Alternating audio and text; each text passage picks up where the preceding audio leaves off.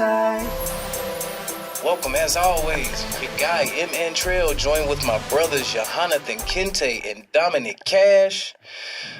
Yo, what's good? We got more smoke. What's poppin'? More smoke for the city. But we got to get into some, because last time we came and we pod, we didn't get to finish the conversation.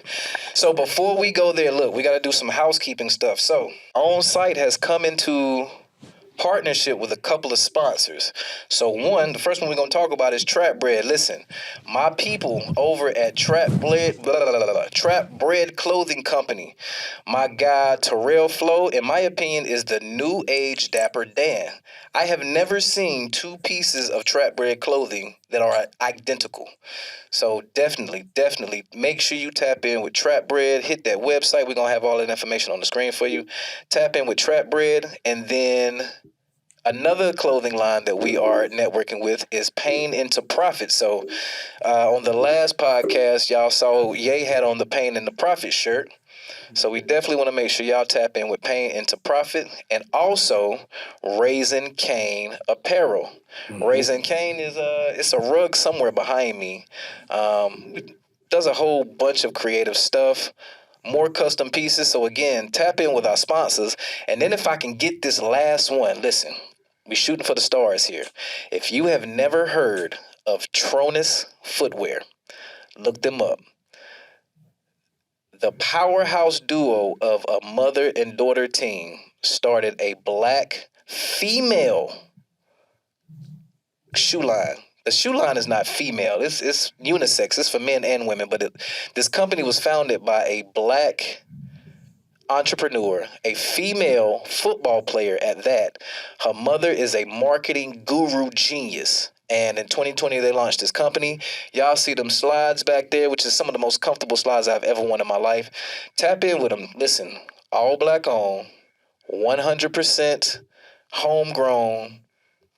I got on a pair right now. If you can see that, I got the Tronuses on. I'm gonna put the camera in the. I'm gonna take my shoe out. Like, that's really how we doing it. You see the all white, the cloud joints. Tap in with Tronus, man. That's all I got. Make sure y'all hit up our sponsors.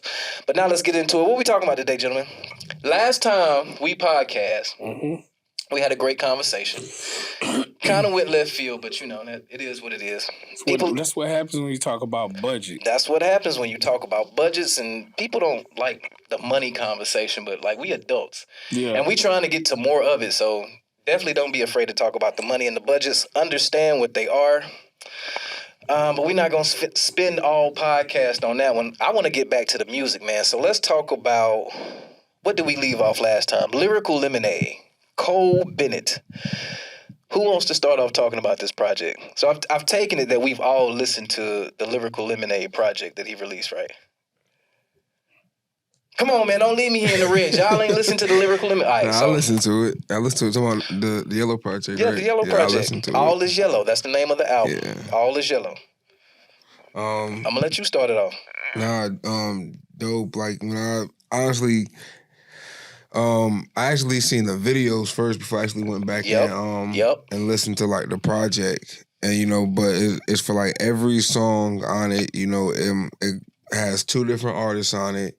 Artists you might not usually see on a track together, and that has a visual, and it's just like the creativity behind it is like, it's crazy, it's dope, you know. It's just inspiring, like, you know, like me to see it, you know what I'm saying? That's, you know. I definitely get that same vibe from it. You know, I like to be structured, so I actually took some notes down. So for me, I'm going to talk about a couple tracks. Stop Giving Me Advice. This is a track that is featuring Jack Harlow and an artist named Dave. I think this is a brother from overseas somewhere. But I think I was a Harlow hater. I'm reading straight off my paper. I was a Harlow hater. Like, y'all, the industry was like, Jack Harlow is the next big thing. And I wasn't sold at first. I understand he got the assist from DJ Drama and the whole nine, but I was not a Jack Harlow believer at first. I've definitely heard some records that make my feet move, but the Stop Giving Me Advice on the All Is Yellow project, I'm going to put it here now.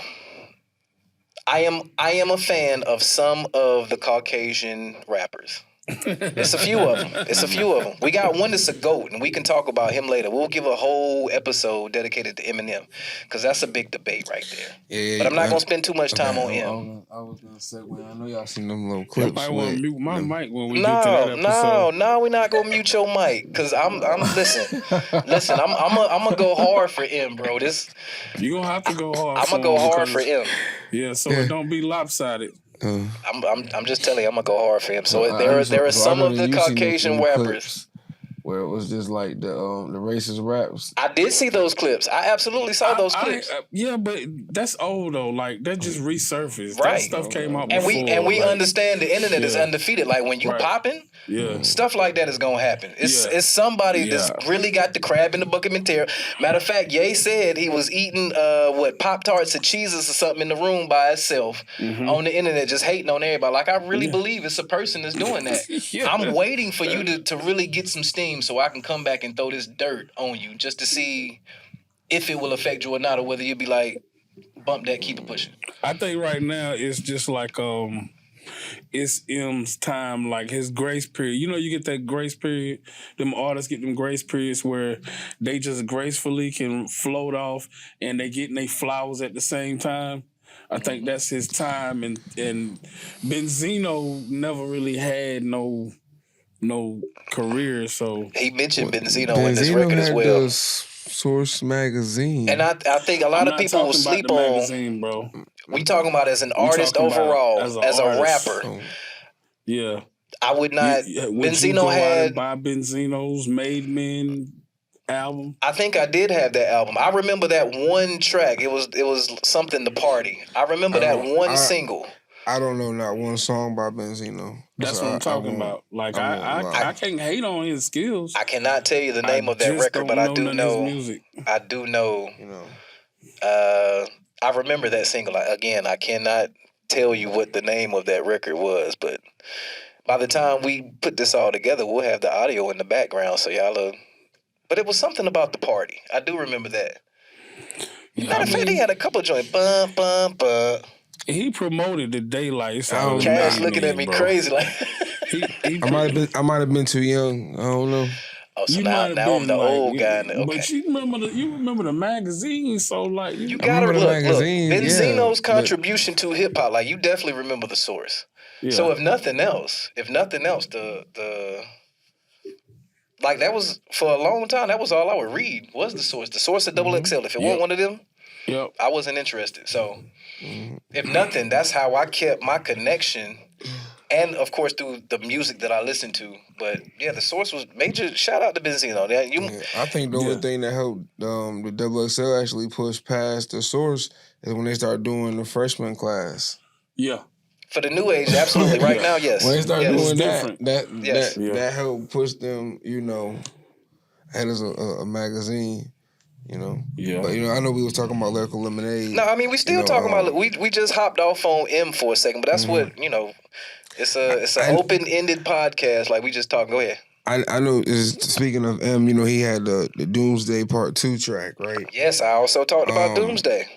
It was alright, but I feel like compared to Doomsday with Cordae, the Part 1 is Cordae and Juice WRLD. Yeah. So you think the Part 1 trumps Eminem's version? Their Eminem version is not better than theirs. I don't disagree with that. I don't disagree with that. To me, it's two different styles. Like M.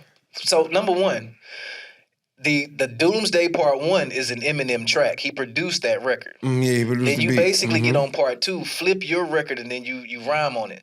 So now the Doomsday Part 2 reminds me of D12 in their prime. The way that he was rapping on that record embodies. Who was the guy? The one Bizarre? Is that the one that passed away? Like the rhyme patterns and the.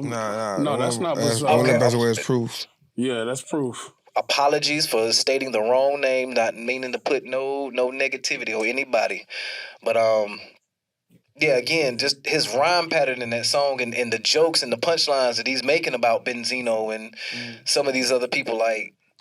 Yeah, it goes back to like you playing the dozens in hip hop. It won't for me, man. Like, bring the mic up, bro. Bring the mic up. It won't for me. Like it's not.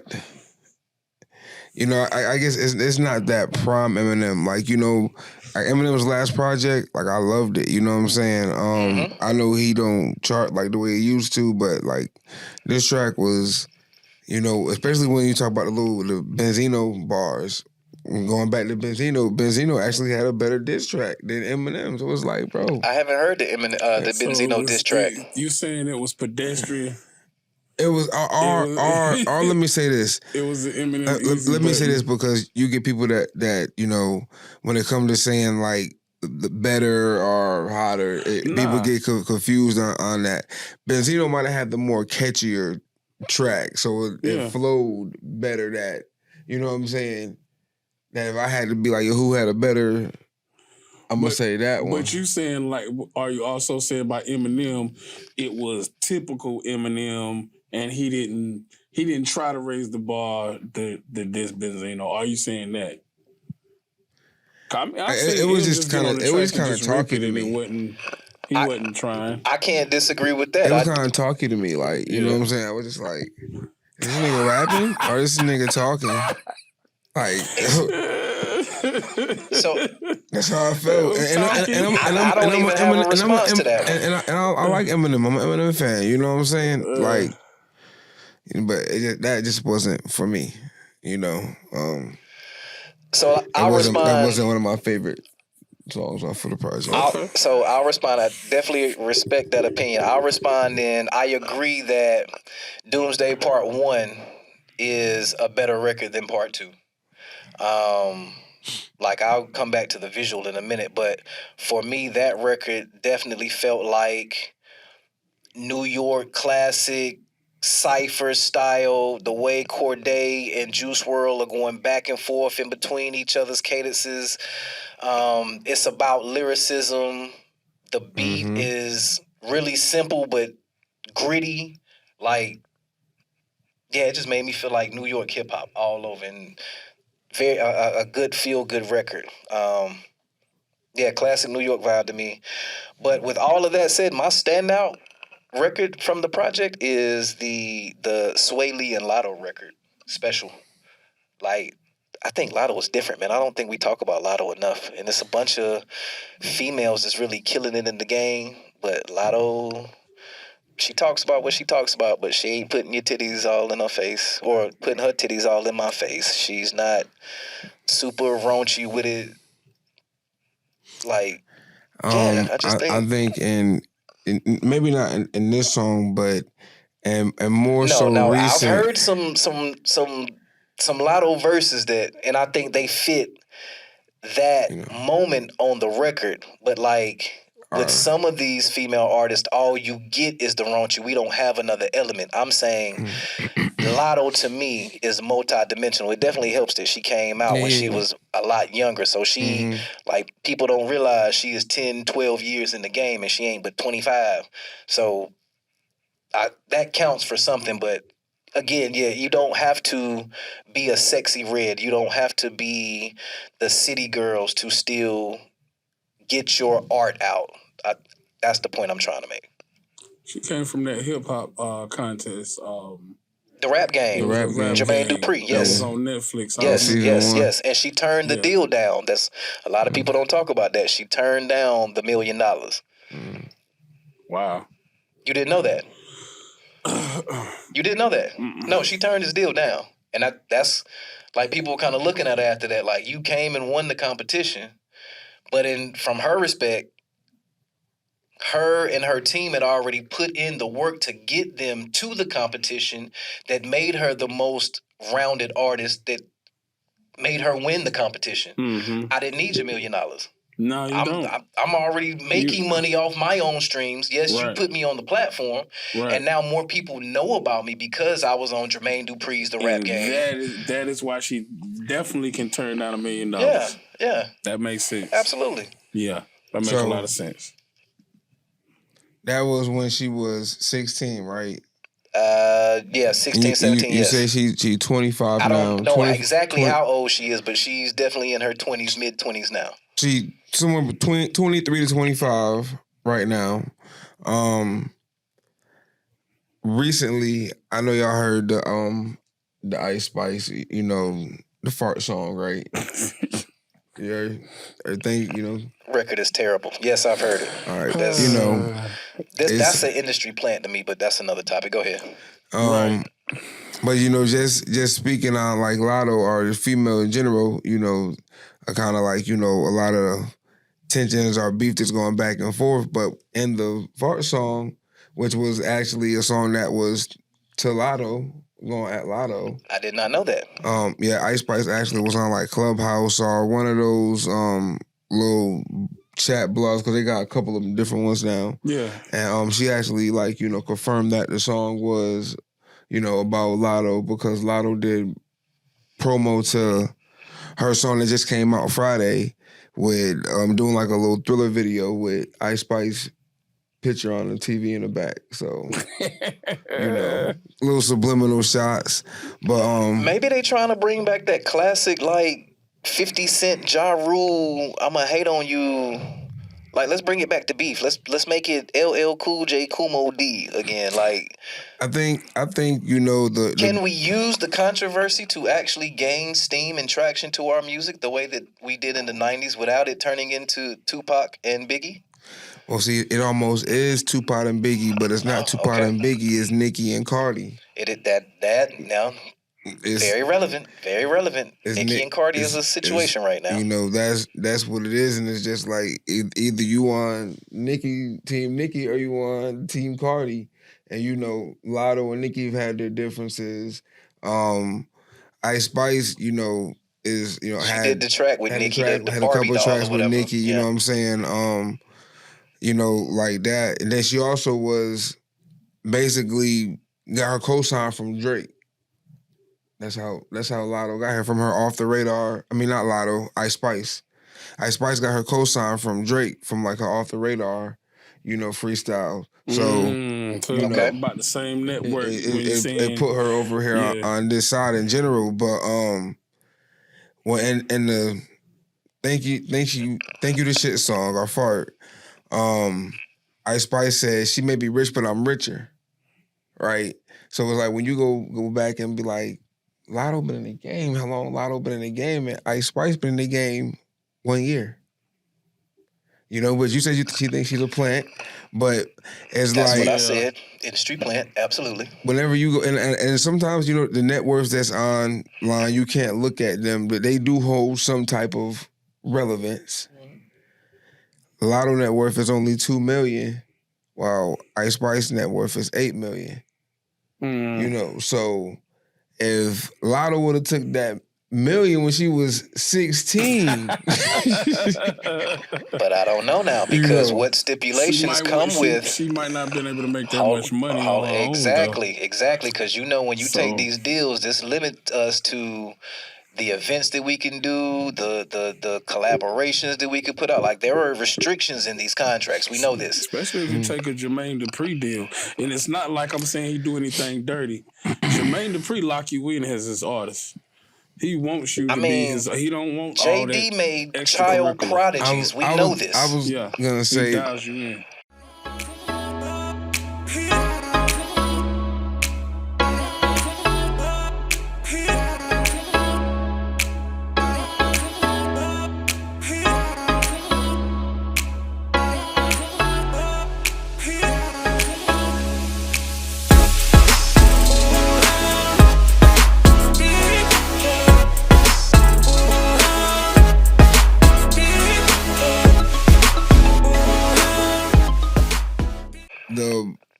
The downfall to Bow Wow was leaving Jermaine Dupri.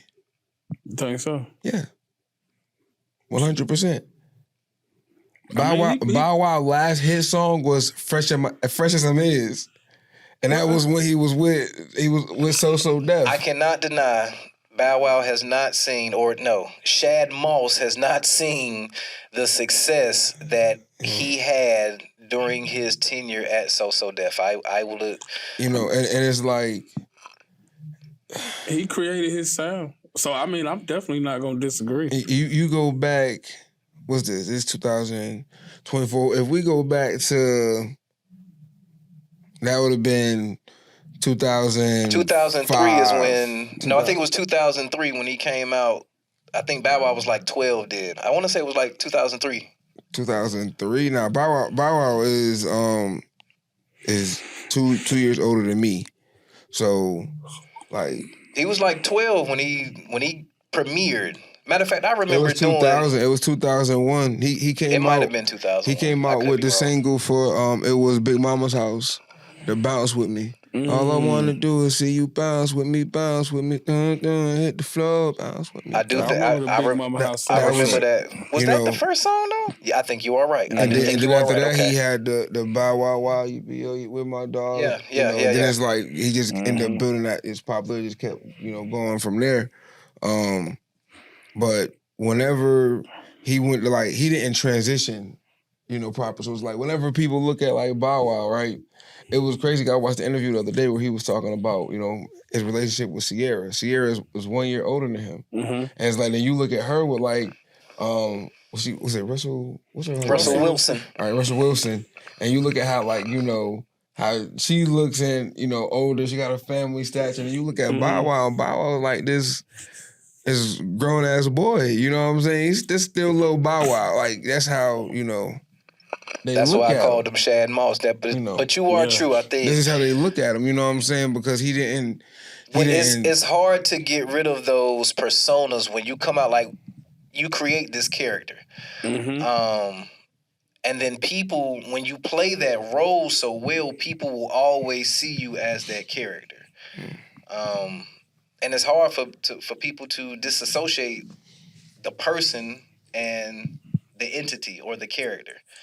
That's just like if you met, I think this is a bad example, but if you met Denzel Washington right now, would he automatically be Alonzo in your brain from Training Day or Reuben Hurricane Carter? Because you just identify with that character from the movie that you enjoyed so much. I think he would be Denzel. That's why I said this is a bad example. Denzel is Denzel. I always think about him from Glory, bro. So there you go. So that's exactly what I'm talking about. I don't remember the name in Glory. The best example, but if you want to say like Felicia from on Friday. Felicia, perfect example. I have no clue of what her real name is. Harry Potter. What is his name? The Daniel. All right, Radcliffe. Daniel. Is it Daniel Radcliffe? Okay. If I see Harry Potter. Because of the demographic that I'm from, you know what I'm saying? I'm going to look at him as Harry Potter. You know what I'm saying? Yeah. So it could be the same thing as Bow Wow. Like he was little Bow Wow for so long, even through his music career. Because you gotta look once at it he got older, and he did one of the TV shows, right? Yep. So now once you do the TV show, you're no longer Lil Bow Wow, you're Shad Moss. I think it was like a Love and Hip Hop Atlanta. Don't quote me on what show it was. Growing up hip hop. But that was after he done already did the Bow Wow challenges and all that type of stuff like that. That show came after. But that's what I'm saying. You know what I'm saying? People will still associate with you still using Bow Wow. Like even as he got older, he just dropped the Lil Bow Wow to Bow Wow. People still gonna see you as Lil Bow Wow because your name is the same. And it wasn't until he got older. Now you're doing the TV shows that I'm Shad Moss. Now he's coming out with his hair products and as Shad Moss. I'm trying to change the image, but we will forever look at him. That's just Lil Bow Wow. I mean, that's just little James from down the street. Like it don't matter what they do. People started off at that age was able to shake that and move into a career as a grown up. And that's what I was getting ready to run down a little decent list of them. If you look back at the time whenever like Bow Wow was out and you got to look at the transition, he was running around the time of like your Destiny's Childs, Chris Brown, who else? Like they transitioned like... but they wasn't children though. Like why won't they? They Why was won't Nah, they? they was Destiny's like Child was young, but they older were teenagers. teens. Yeah, That's none of them was like, you know, If you go back to Bow Destiny's Wow was Child, They Destiny's was basically like Child, out of 16 and diapers when he 17 years came. old. or you go back and you gonna pull up videos of them. They've been in the entertainment field since they was Right.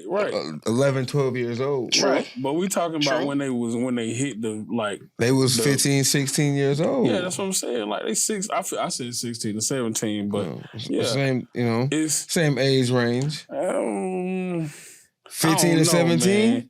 Yeah. That's But I'm It's a talking lot about of Bow Wow. It's a lot of maturity. The Now, I difference think this is between them and Bow Wow. This is an open-ended question because I can agree it's a lot of maturity that can take place over those 2 years. And they're girls. And they're females. Yeah. And at the same time, everybody's learning curve isn't the same. So some people are gonna take longer to get it. What we looking at? That's okay.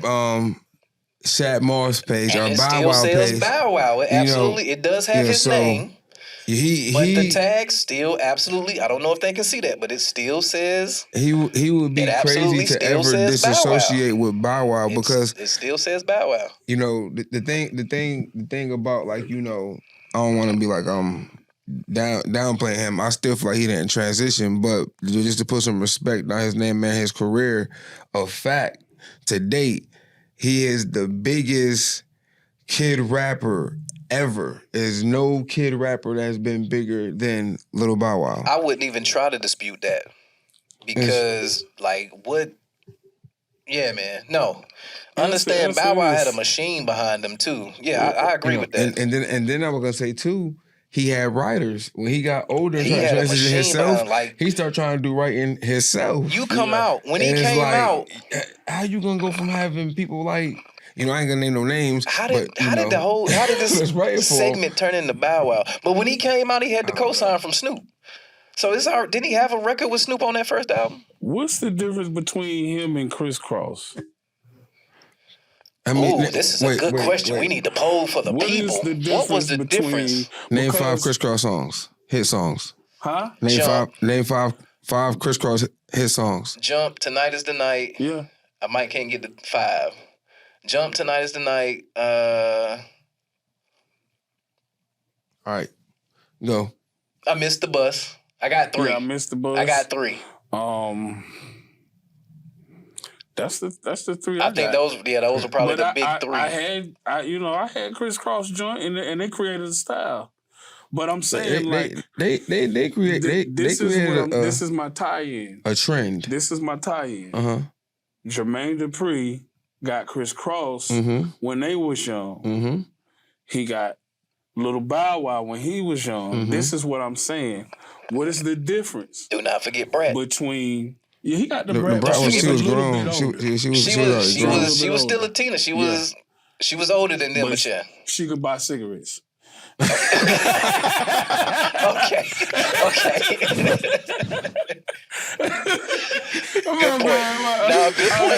Good point. Okay. All right. But see, being he had both of those, what do you think makes the difference between him having Criss Cross and developing them and him having Bow Wow and developing him? Because he had Bow Wow from the OnSight. You know what I'm saying? Criss Cross got passed on to him, and they was doing some music. He came across Criss Cross performing inside a mall. That's what I'm saying. They was doing some music. And Bow Wow was actually signed to the Dog Pound. And basically him being signed to the Dog Pound. He didn't do nothing on Dog Pound though, did he? Yeah. And I think that was the association with. I don't remember a song. He's on one track with the Dog Pound. So is that how he got the cosign from Snoop because he was associated with? Basically Snoop Dogg basically was the one person that brought him to Jermaine Dupri because he was too young and he didn't fit the image of I feel like I remember hearing that story. It was on the Arsenio Hall show when Snoop Dogg seen him. Okay. And so that's how he got him. We still want you to answer that question though. As in what do you think the fundamental difference is between Criss Cross and Bow Wow? Overall impact. Don't talk about the hits. Overall impact. I get that. Overall impact. I'm saying with Jermaine Dupri, what is the difference for him having them as artists? I think like, you know, Criss Cross being like the first person that he worked with, and whenever he worked with them, they was 12, 13, he was 19, so he was still a kid himself. Right. And by the time he got dealing with Bow Wow, he already was years in the industry. So he already had, you know, more connections and everything like that. But at the same time, that's the answer I wanted to hear. So he was able to make Bow Wow a better star because Jermaine Dupri is an enigma now. At the same time, the way he was able to play off Bow Wow when it came to age range of girls is whenever, like, you know, Bow Wow was 11, 12, he's short like an 8-year-old, so he's still playing to the younger age girls while still appealing to older girls. You know what I'm saying? So it's like, you know, there's no kid, you know, I ain't gonna say artist, you know what I'm saying, but like if we talking top like entertainment, like kid musicians, Bow Wow top 10. He's standing there for rap. Soulja Boy.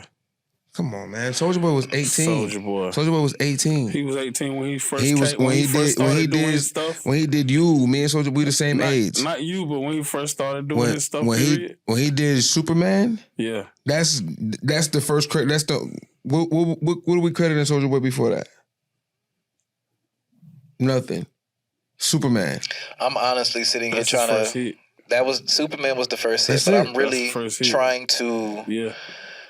Compare. I remember some other Soulja Boy stuff, bro. But in 18, I remember him being younger than 18. I remember Soulja Boy. He was the same age as me. Right. So he wasn't like 16 or 17. No. Soulja Boy was. Yes, I think he was 17 when he came out, and he's like 34, 35 now. He's 34. Like, let's go back to it. He couldn't buy cigarettes. Bro, I'm telling you, that song came out. That's how I measure. If that song came out in 2007. That song came out in 2007. You can't buy them now. You got to be 21 in North Carolina. If I'm not mistaken, that's crazy. Let me. He got to look that up. While he's looking that up, I'm gonna set up our next topic. Which, matter of fact, I think you set it up, Ye. I think you set it up. Okay. I think you set it up with an Instagram post because we know the Grammys happened last week. Yeah. And so it was a lot of good stuff that happened at the Grammys. And the one thing, as Cash is looking up his information, this is the one thing I'm gonna talk about because I posted it and Ye reposted it. But my question today is, how did BET get this wrong? The BET Hip Hop Awards. And I get it. It's based on popularity. It's probably based on numbers. But how did BET get this wrong? BET Hip Hop Awards. You gave Album of the Year to Drake and 21 Savage. Now, I'm not hating on Drake because we know what Drake has done for the game. Drake is playing on your radio station right now. Like, you going to turn off this podcast and you turn on your radio and you're going to hear Drake. I get that. You're going to hear 21 Savage because he's associated with Drake. But we're talking about the quality of music. I don't care how many, your team is bigger than mine, so you got it. You got distribution in Indonesia, in these little cities and towns in Malaysia, and I can't reach those communities. I get that. But y'all not gonna tell me Drake nor 21 out-rapped Killer Mike on that album. So much so that the industry, the pinnacle that all musicians are striving for, Killer Mike hit it. And in the same committee, they had Drake and 21 Savage as one of these albums of the year. But shout out to Killer Mike. Shout out to Atlanta, man. Killer Mike with the sweep. 48 years old. Never give up on your dreams. It was a meme that said something about the Grammy winners. It was a 40-year-old songwriter. Everybody was in like their 40s. Yeah, so a lot of these artists are a lot older. So again, it's just like right here. A lot of these artists have stayed committed to being true to their craft, not necessarily focusing on what the industry thinks, but being true to me and being true to the art that I make. As I close out my little spiel on this, I'm just going to leave y'all with, remember, the chicken that you eat from KFC, Colonel Sanders didn't sell that recipe until he was 66. So never give up, man. It's on y'all. What y'all got? Go ahead. Listen, this is a tragedy on my part. I have not listened to not one single line of Michael. Oh my God, buddy! I'm gonna say that. What? Okay, I'm gonna say that. What? But listen, I want y'all to calm down. Back the hell up off me. Oh my goodness! Back the hell up off me, please, because I want you to understand this. We gotta give him his respect. We gotta give him his respect. Wait. Let me do this. That's two projects. That's two projects you down. Let me do that. But let me do this though. Let me do this. I have been listening to Run the Jewels for a while. So you still listening to Killer Mike? I have been listening to Killer Mike. Absolutely still listening to Killer Mike. I said that because I wanted to set this up.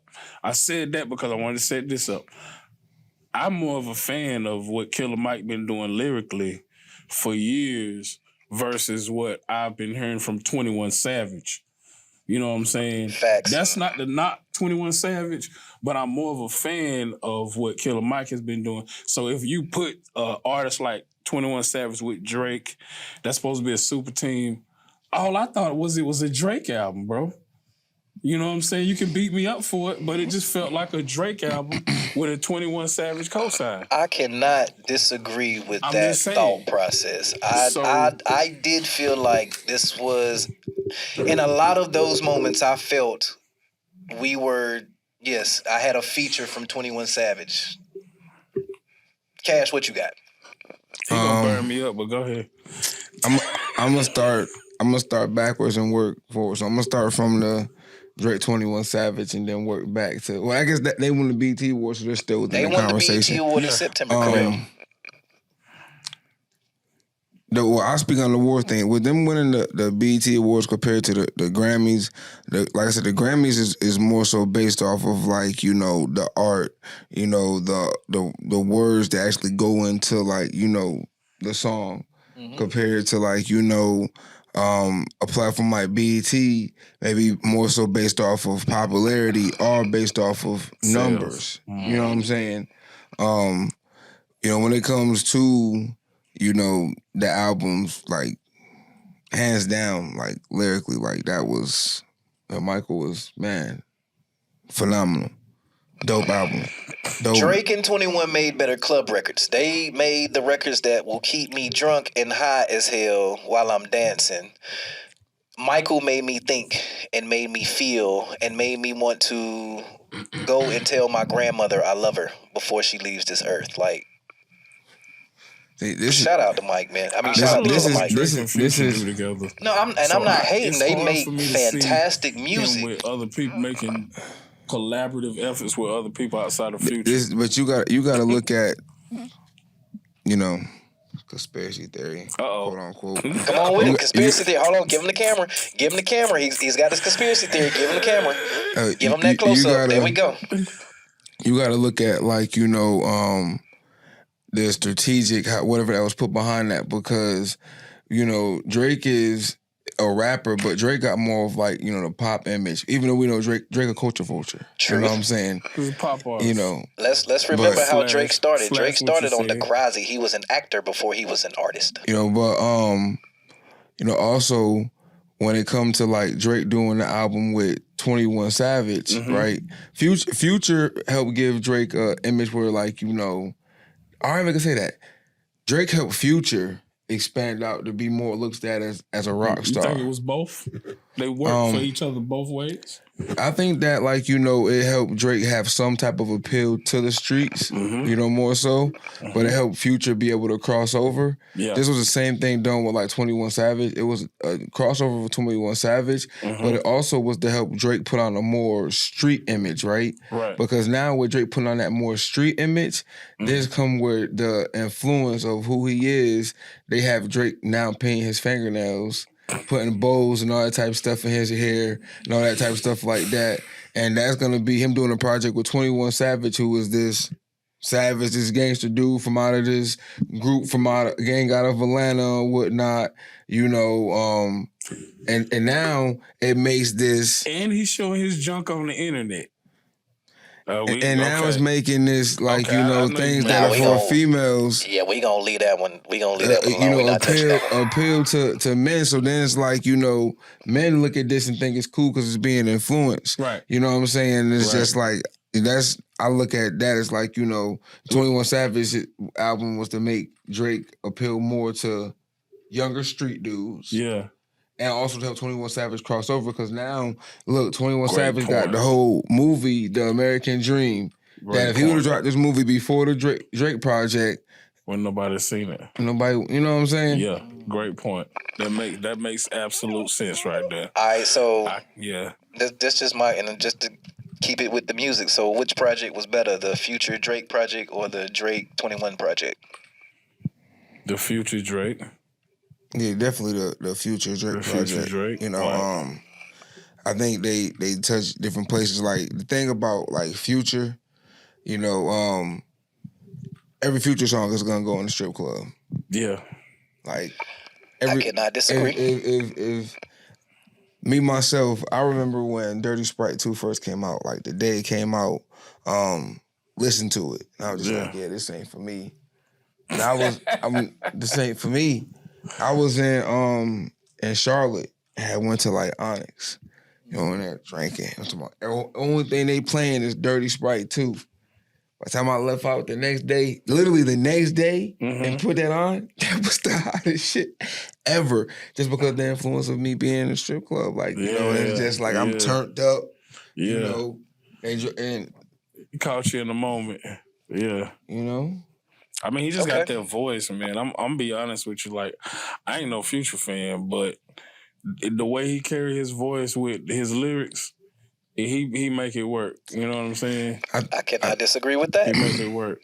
And I think honestly now, one of the things that have kept Future relevant, even though he just did a project last year before last, but one of the things that keep Future relevant without Future really even doing anything is just like the toxicity, you know what I'm saying? Like the Russell Wilson, or the good guy or the bad guy, you know what I'm saying? So it's just like now we know how to use the drama and the controversy to continue to bring attention to us in our career. So, and I really feel like all of this stuff is strategic. Like, I got a project that's finna come out. Let me talk about my baby mama. Let me talk about her husband. But he take care of all his kids, bro. So I'm like, that's weird. Like, why would they try to make him the bad guy? Because he's not the great boyfriend or husband. Because we all like drama. Why do we care about Will Smith and Jada Pinkett and all the shit they got going on? Because we like drama. See, it ain't even about that, man. I think like people speak on it like how they speak on. We all know girls anyway always like the bad guy over the that's bad true. Guy over the good guy. That's just how that thing go, right? But at the same time, I think the negative part to it, right, is whenever you get on like a certain platform or plateau and you got influence, it's just like you're being a role model to young dudes to be on that same type of time and produce fatherless homes. You know what I'm saying? Right. And it's like when you look at the statistics of our people, the most people that have problems are dudes that end up in prison or females that, I ain't gonna speak whatever because I don't want nobody to feel attacked.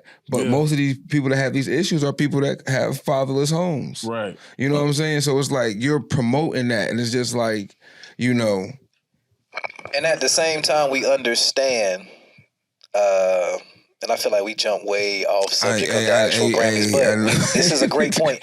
But we understand how society and the mainstream kind of force these perspectives onto us by the way that they design life, like the systems that they put in place that are strategically meant to limit a certain class or a certain people to what type of opportunities they can get. Like i.e. the prison system, but that's a whole nother conversation.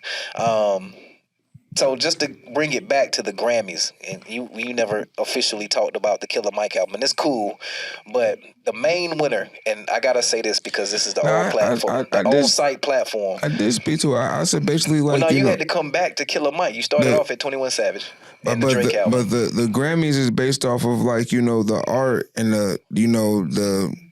the wording that goes into the project, you know what I'm saying? So like that's why like a project like, you know, Killer Mike, you know, or Killer Michael deserves like to win over, you know what I'm saying? Mm-hmm. You know, album that's really watered down, that's, you know what I'm saying? Absolutely. With really no type of substance to it, you know what I'm saying? So I feel like that's the difference between, you know, those type of awards, but also when it always comes down to awards, you know, it's always going to be quote unquote biased because it's going to be based off of the opinion of whoever's behind it. It is always some type of bias in it. I agree. It is a committee.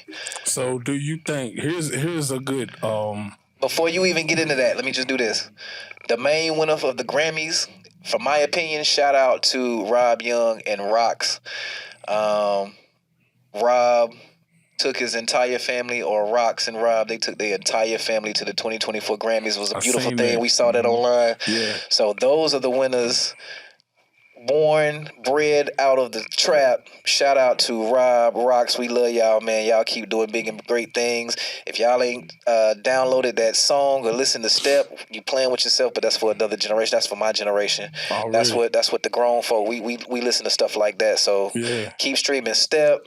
Rob and Rox. We need more music like that, man. We definitely real need music, more man. steps. Yeah. We real definitely music. need more steps. Absolutely.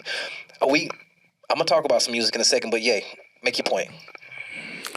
Okay, like, do you think that after that, the BET Awards and the Grammys not kind of matching up, do you think that the BET Awards will take a second look? Because sometimes if you feel absolutely like you bombed, No, I think it's exactly what Kash said. Yeah. Some of these are about the art. Some of them is a popularity contest, and it's rigged for me to continue to get the kickbacks. Because let's remember, BET is not black entertainment anymore.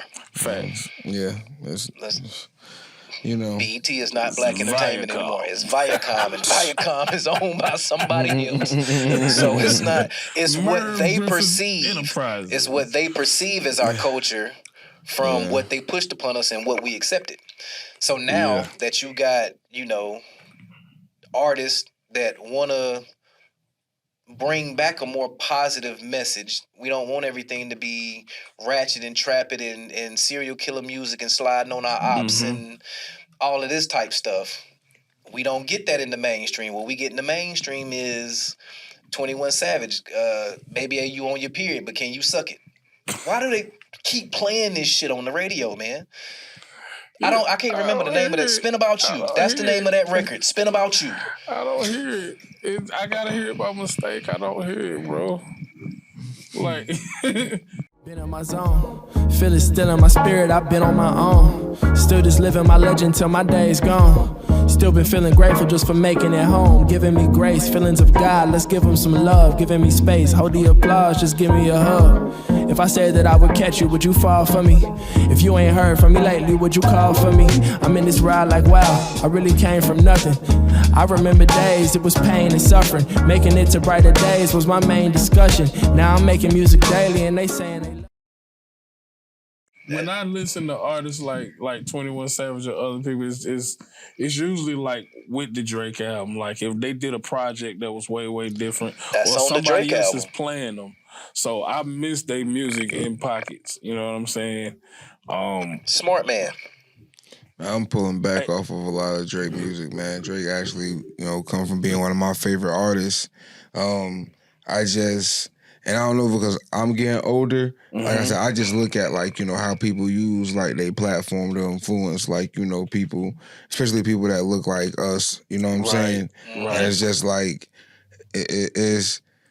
you know, you hear people have the conversation and say like, you know, people like that, they're sellouts, and it's just like, you know, if you about making $1 to see your people down or try to, you know, go ahead, get your Boosie Boo on. No, You want to say it like Boosie, but I see you dancing around it. Nah, when we talking no. about the fingernails, no, and the hair bows, because that's really it's deeper than just like, you know, if you want to talk about like, you know, the gay stuff, like to each his own. Yeah. But whenever you got an influence and you are pushing that on kids, that's a problem. That's what I'm talking about. That makes it different. You know what I'm saying? I'm talking about. You know, but that's the whole thing about the influence of the music that I talk about, a platform, it ain't just got to do with that. You know what I'm saying? It's deeper than that. You know what I'm saying? Right. Look at the Sexy Reds, or even your Cardi B's and the Meg Thee Stallions and the shit that they talk about in their music. They're influencing little young girls to be prostitutes. That is true. Right. You know what I'm saying? So I look at that. You know what I'm saying? I actually said this to myself earlier or yesterday. I'm gonna put together like a little what do they call it when basically you have like a bunch of videos together? A compilation? Yeah. I'm putting a compilation video where you see all these you rappers, scratching the mic, bro. You see. Good outtakes that we gonna keep in the pod. We sitting here, you forgetting this. This is all live. Mic is hot. You see all these rappers, entertainers, actors, etc. Right? Yeah. One thing that they always say about their music and the movies and stuff they in, they don't let their kids listen to them. Why? That is very true. That is very true. You know what I'm saying? And that's why somebody say that. Shout out to Toby N'Igwe. Yeah. Keep going. If you don't know who Toby is, look him up. Yeah, definitely shout out him. You know, he a dope artist too. You Facts. know, very family oriented. 100% he pushes the family and community thing hard. 100% independent. All his money, and you saw him in Transformers. Who's his videographer? Who's in Transformers? He is in the new Transformers. Yes, sir. Okay, I ain't seen the new one. He absolutely I ain't is in the new seen Transformers. About it, but who's his videographer? That I don't know. Man, I don't know. That team is dope. He's his director. I know he does a lot of the choreography. Like he is putting that choreography together. That shit crazy. Man, he probably got 20 videos like that in the stash right now. You know it because they got the strategy. They know the strategy. Ready to come out. You know. So speaking of, let's bring this back to Lyrical Lemonade because I think we missed a good point that we wanted to make about that album. The creativity that Cole Bennett put into this project, right? All is yellow. Lyrical Lemonade. If you go, and I believe it's a series on YouTube, you can go and look at these videos. The attention to detail to where there is yellow in, I believe, every video, especially from the album.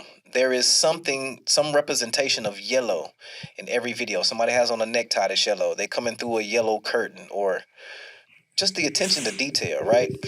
The way he put these artists together on this overall compilation project, and I am sure, like, we've only officially seen one video, and that is the Doomsday from Juice WRLD and Cordae. Every video's out. He has released them all? Yeah. Yeah. Oh, so see, I'm wrong. So I've only seen. That's how I came across the project. On the music platforms, the only video that is released is the Doomsday video. If on his own YouTube, where he can control the money, on his YouTube platform, he has released the rest of these videos. So I have to go and watch all of the visuals. I'll definitely listen to them. That's what I was about to say. What's Cole Bennett's background? So people that don't know, if y'all don't know what's going on. So let me explain this to you. If you don't know, because I'm the videographer, let me put it like this.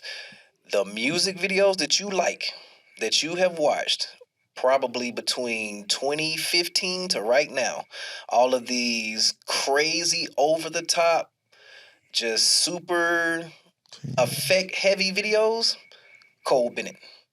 Cole Bennett is the mastermind.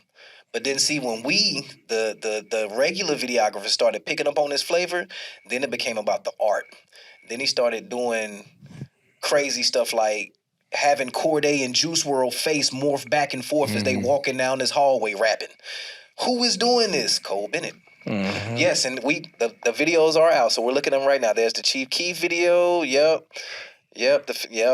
So the videos are out on the Lyrical Lemonade channel on YouTube. So make sure you go check them out. Yep. But every video is the use of the yellow and the way he put these projects together. For me, shout out to, we're gonna go back a couple years, 2012, I believe it was. Shout out to Scalding.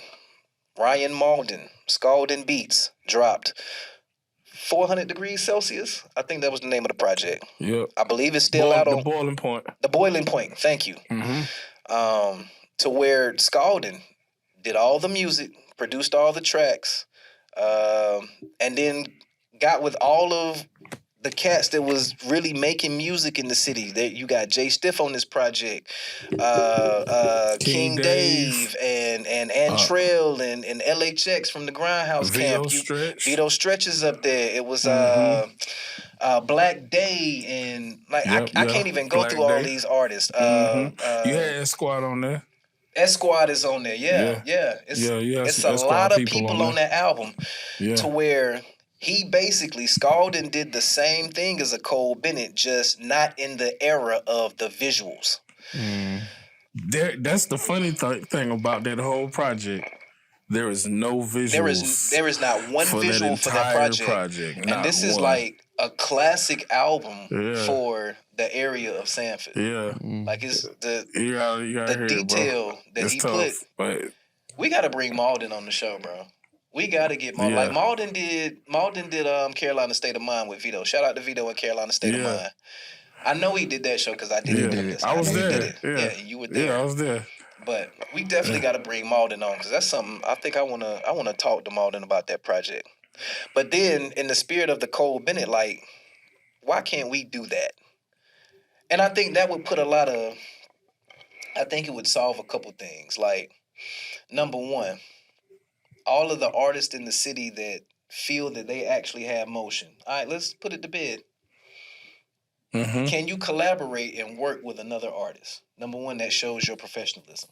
Right. Number two, it's going to show your creativity and your talent. Right.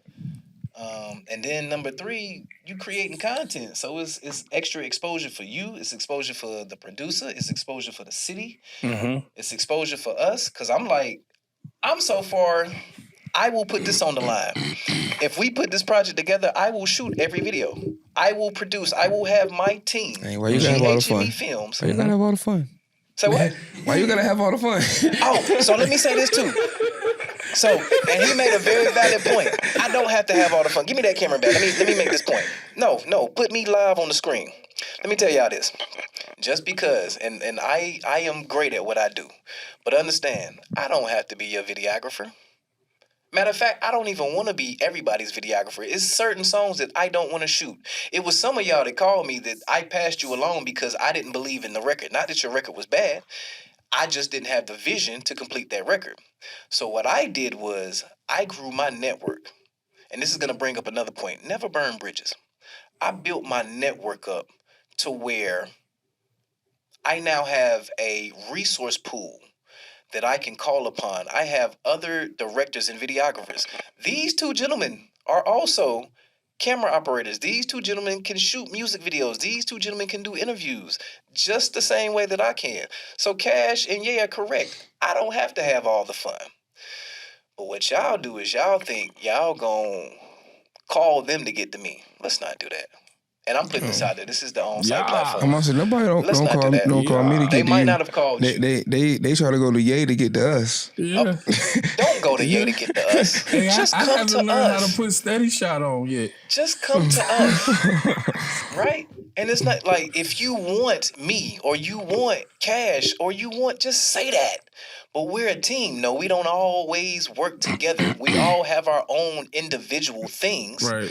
But we collectively built something for the city. That is what y'all don't understand. That's what y'all have to understand. Thing, bro.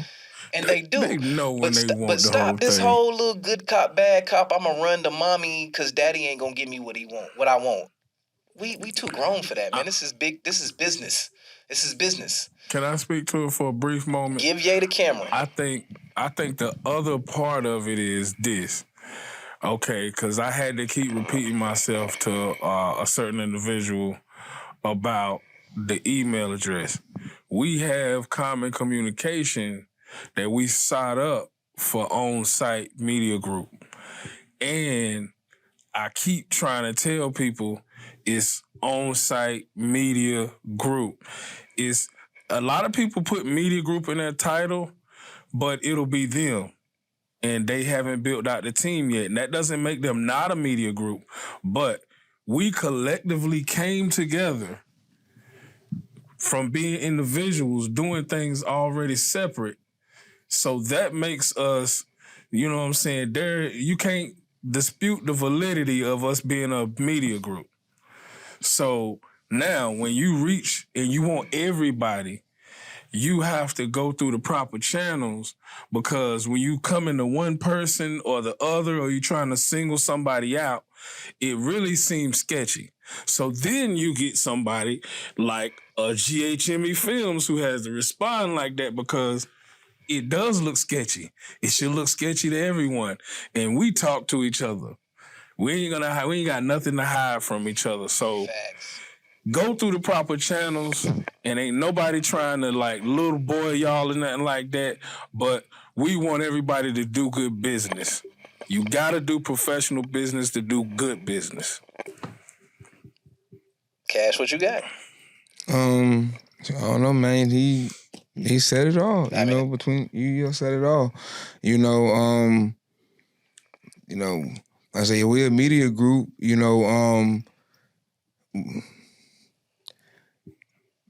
don't know, just it do come off weird sometimes when it be like certain stuff. It be like, y'all be trying to like, y'all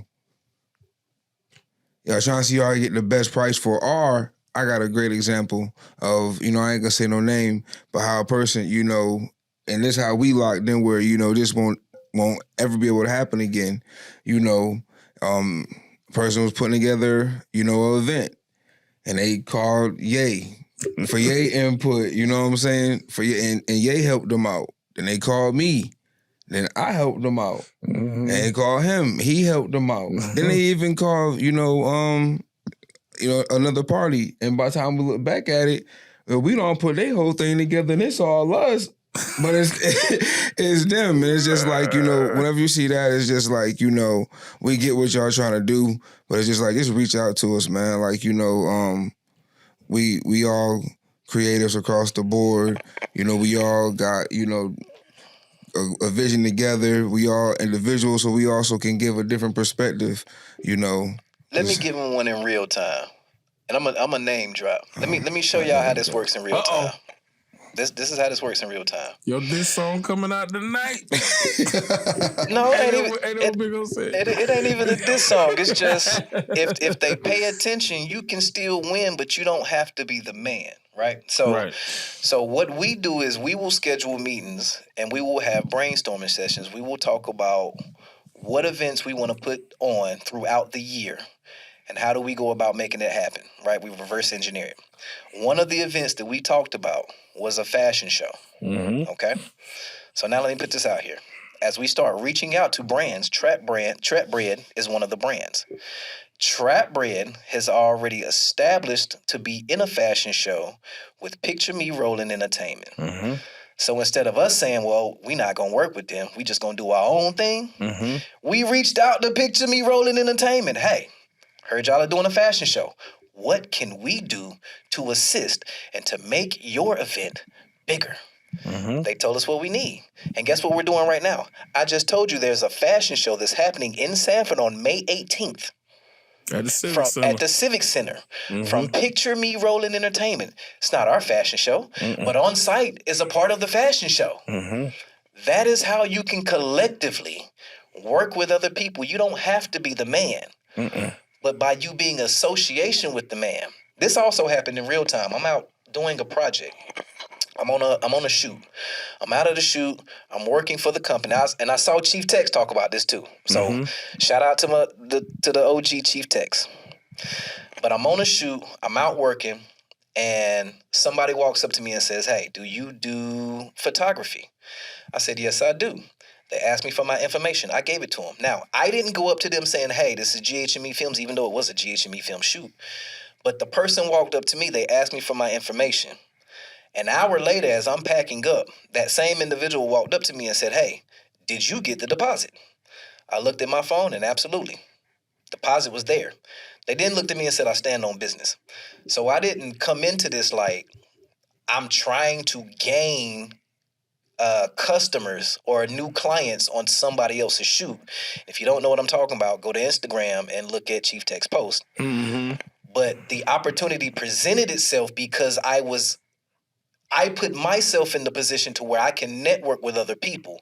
I made myself available, and thus I'm in the right place at the right time to gain a new client.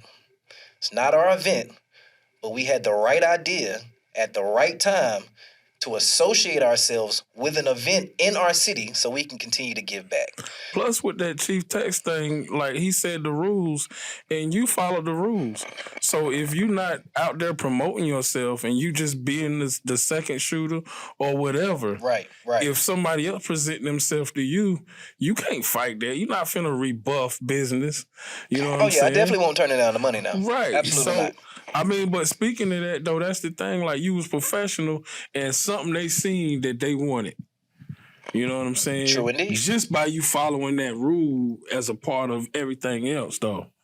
You know, because I think he was speaking to professionalism as well. Like, don't be the second person on, the second shooter on my project. Like, if you're the videographer and that person's a photographer or whatever, don't be coming here trying to promote your business. You know what I'm saying? Come dressed accordingly. Don't be trying to outshine me, because I just need you to help me. You know, and I'm going to pay you to help me. So if you come trying to big up yourself, then I think you look like a loser, because you come to help the person and you trying to big up yourself. You stepping over their body while they over there trying to wrap up chords and stuff and get stuff together. You know what I'm saying? But for you to attract the attention, to me, says more about the professionalism you put in to being there. You know, that's what it speaks to. Truth indeed.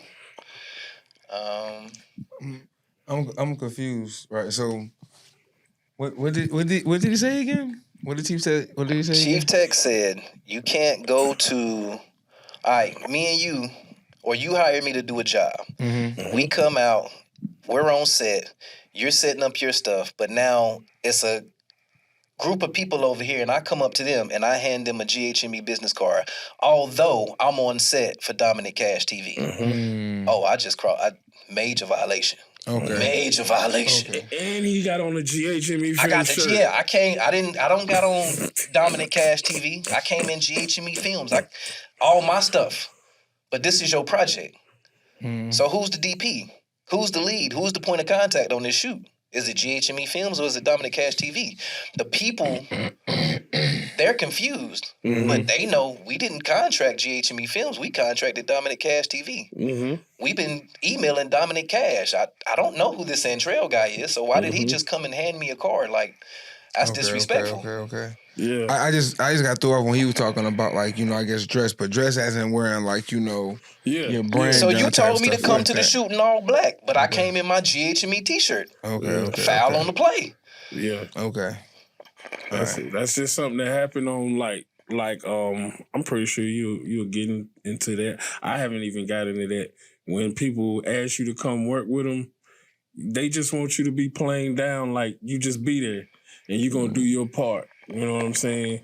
So when you come to do your part, you know why they invited you to come. Hey, I'm at this level, they invited me to come. Mm-hmm. You know what I'm saying? That's enough. Mm-hmm. It's not, you don't go in there, like you said, start handing out cards and you got on the whole get up. You know what I'm saying? And they're like, damn, like, did he even come to actually help this guy, or did he come to help himself? No, he came to solicit his business on somebody else's job. Like, that's it. That's major flag on the play. So basically, don't solicit your business. Right. On somebody, okay. All right. Yeah, I get that 100%. 100%. Yeah. All right. And this was fun. This was You know what? I forgot a sponsor. Let me see that. Give me that. Oh, you know No, you gotta get let that him hold that sponsor. up. Let him show him that. Oh yeah, you know, We got to get that right here, sponsor now, yo. my favorite brand of candle. The You know what I'm favorite saying? brand. Listen, Like literally, I drive 45 minutes just to buy.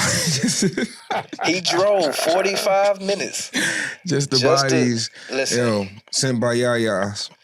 And I want to do this too. Shout out to, support your local shops, support your local stores.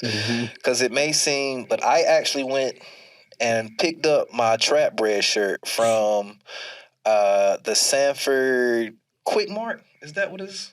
I know you're talking about by the cleaners? Yes.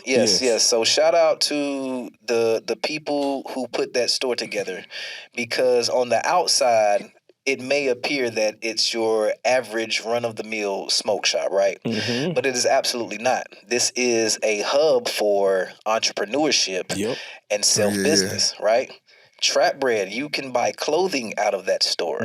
You can go in and get your accessories and all of that type stuff, but you can also purchase Scents by Yaya candles in that store as well, as among other things. So you also can purchase Sandtrap tees. Sandtrap versus everybody. Like not Sandtrap versus everybody. Sandtrap tees, and you got Focus in there, Trap Bread, a bunch of designers, man. Again, support your local shops. Get out of these big. Don't go to the mall because they just price gouging you. And if you're gonna pay that price, then you could pay it from a local designer, right? Facts. Make it. Why you gotta look like everybody else? Again, I told you, no two Trap Bread shirts are alike. I've purchased several. You won't find them. Shout out to Terrell Flow and everybody on the design team at Trap Bread, and everybody on the design team at Pain and the Profit, and everybody on the design team at Raising Cane Apparel. Like, shop locally. Y'all need to tap in with me and get a few of these them Dominic Kash designs for y'all brands. Get them Dominic Kash shirts as well. Get them all. Look, he's a graphic designer, man. Look, we got so many talents in the bag. I'm just trying to bring this episode to a close, but y'all really need to tap in with us. It's bigger than you think. He don't be getting it. I be learning from him some stuff like with the graphics and stuff like that. That's why when he was like, I'm using InShot, I was like, I had InShot and I didn't put no work in on it. Listen, we talking about but it. I was like, hold on, there might be something in this. Kudos, hold on. Kudos to Dominic Kash. Right. This brother showed us an entire music video that he shot and filmed and edited on his phone. Quality. And the joint is so tough, I told him the next music video I get, I'm going to send it to him so he can do all of the virtual effects. No cap. He killed it. So y'all get out y'all own way, man. We talked last time about why Kash brought up a good point on why sometimes you may want to entertain the studios and the videographers because you don't have the time. But when you have the time and you're going to make the invest into yourself and learn a new skill set, you never know what it does for you, how much you'll enjoy it, and where it can take you. That's all I got. Lasting comments. Oh, yeah, go. Man, look, we was talking about age earlier, and the biggest thing that I seen is hip-hop having a stigma on age, because rock and roll, they can go down to the grave. They be 99 and crippled in a wheelchair, and they can still show up. Great point. And everybody's saying they're relevant. You know what I'm saying? It's the same thing with country music. You know, and you can name the genres more and more. But hip-hop, for some reason, want to lock you in and say it's a young man sport. That's over with. Like, it's not a young man's sport anymore. It was coming down before this, but all this is just like a landslide victory to show people that you gotta get off the age thing in hip hop, because the fans of hip hop have aged. So as the fans of hip hop aged, of course the people that you're listening to are gonna age. Let's get real. Kash, drop that knowledge on them one time.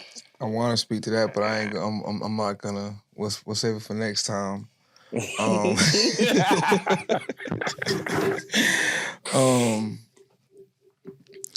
What do I got as my closing statements, man? learn how to collaborate. You know what I'm saying? Big facts. I think, like, a lot of things that we mentioned in this, we talked about Cole Bennett. We also talked about, you said Spalding, the project, we talked about us being able to, like, while we originally had, an idea, but somebody else from out of our area was already doing it, instead of, trying to big up on them or being like, you know what? We can go over here. We decided to come together and work together as collaborate on it. You know what I'm saying? So learn how to collaborate. Sometimes collaboration can open up doors for you that, you know what I'm saying, Facts. You might not could have got through yourself. It can help give you reach, you know what I'm saying, and bring attention to your brand. So collaborate. And with you collaborating, do not, under no circumstances, burn bridges, because you never know when you may need to travel back across that bridge. Let me be petty. Bow, bow, bow, bow, bow. You never know when you might need to travel back across that bridge. So before we drop it, I'm a major announcement right here, right? So ghmefilms has been in talks with a writer, and we just got the contract to produce a new TV show. So we can't go into too much information about it, of course. But we do start production in March. And this TV show is coming to local television in North Carolina and in Virginia, as well as going to streaming platforms like Hulu or Netflix or Amazon Prime, whoever we get the contract with. But I said that to say, you don't never know when you're going to need somebody. And in this business, it's not always what you know, but sometimes it's who you know, right? And we're all creatives. We're all trying to elevate and get to another level, right? So for musicians, that next level sometimes could be getting your songs licensed in TV shows and movies and stuff like that, right? It ain't always going to be the BDS spins that you getting off of the radio or trying to get somebody to stream your joint on Apple Music or Spotify, right? You can get those extra spins by having somebody listen to it in a scene of their favorite TV show. But when we burn bridges with the connections that we have, you can mess up your own opportunities sometimes. So just always keep that in the back of your mind. You never know when you got to walk back across that bridge. So if I see I got some cracks in the wood on my bridge, I'm going to try to replace those boards and not let this joint just rot out and fall all the way through. It was a scene in The Walking Dead. I'm a big movie guy, TV guy. So there was a scene in The Walking Dead as they're trying to get between these cities that they actually had to blow up a bridge. I think this was one of the last episodes Rick was on before the spinoff show. But again, you can walk through the valley. You blow the bridge up, you can walk through the valley. You can get to the other side. But how deep is that valley? And how much time will you have to take to get back to where you were had you simply not burned the bridge down? I love all y'all. I'm not mad. I'm big petty right now. And this was a fun episode. Y'all tune in next week. Peace.